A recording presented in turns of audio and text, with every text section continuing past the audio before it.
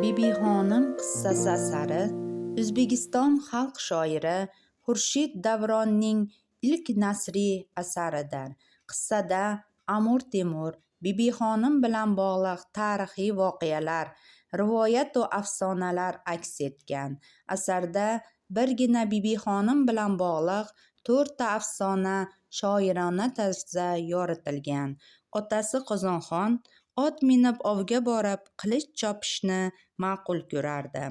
Ammo qizalog'i tug'ilgandan keyin u bilan ovinib, u bilan mashg'ul bo'ldi. Farzandiga Saroymulkxonim deb ism qo'yibdi. Vaqt o'tib Saroymulkxonim 16 ga to'libdi. Yosh malikaning husni jamolini ko'rganini hushi boshidan uchib, tili kalimaga kelmay qolarkan. 16 yashar sohibjamol juda mag'rur edi. Oyoqlaridagi kumush halqalarni jaranglatib, saroy bog'ida o'ynab yurardi.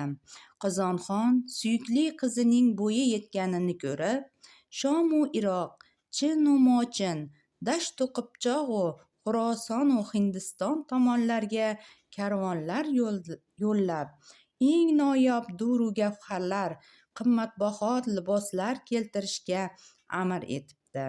Karvonlar aytilgan buyumlarni olib kelishi bilan Misr va Fors, Rum va Yunon tomonlarga karvonlar jo'natib, yana yangi taqinchoqlar, liboslar olib kelishni buyurar ekan.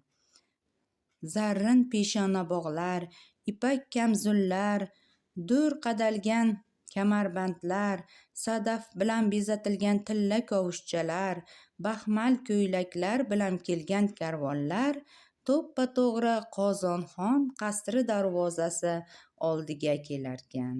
Dunyoning 4 tomonidan chiqqan savdo karvonlari oshiqib-toshiqib Qozonxon manziliga kelishardi.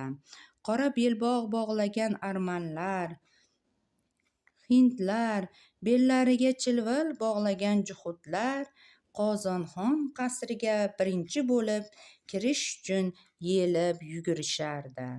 Saroymulkxonim 16 yoshga to'lgan kuni xon qiziga munosib kuyov izlay boshlabdi. Shu maqsadda 41 mamlakatga chopar yuborib, shahzodalarni huzuriga chorlabdi. Ammo kelgan shahzodalarning birini qizi yoqtirmas, boshqasini o'zi yoqtirmay, hammasini rad javob bilan noumid qaytaribdi. Kunlarning birida jasurligi va donoligi bilan mashhur Amir Temur uning saroyiga kirib kelibdi. Bu tashrifdan xon behad quvonib ketibdi. U qiziga bahosi bir shahar xirojiga teng shohona liboslar kiydirib, bir viloyat xirojiga teng taqinchoqlarni taqdirib, Amir Temur oldiga olib chiqibdi. Amir Temur qizga qarab, yo'q deganday bosh chayqabdi. Qozonxon Amirga qizim yoqmabdi deb o'ylab xafa bo'libdi, lekin umid uzmabdi. Qizini mamlakatning 1 yillik xirojiga teng keladigan, hali ko'z ko'rib ko'rmagan libosu zar-zevarga o'rab, yana navqiron Amirga ro'para qilibdi. Amir Temur yana yo'q deganday bosh chayqabdi. Tamom esankirab qolgan Qozonxon xizmatkorlarga bor taqinchoqlarni shu yerning o'ziga olib kelishni buyuribdi. O'zi bo'lsa qizi taqqan taqinchoqlarni yulib ola boshlabdi. Saroymulkxonim birpasda oddiy oq ko'ylagi bilangina qolibdi. Shunda Amir Temur ma'qul deganday mamnun bosh irg'abdi. Qozonxon esa hayron emish. Shunda Samarqandning navqiron amiri yengil bir ta'zim qilibdi-da. Xon go'zallikka taqinchoqlar yarashmaydi debdi. Bu so'zlar ma'nosini anglagan oqila qiz boshini ko'tarib birinchi bor Amir Temurga qarabdi.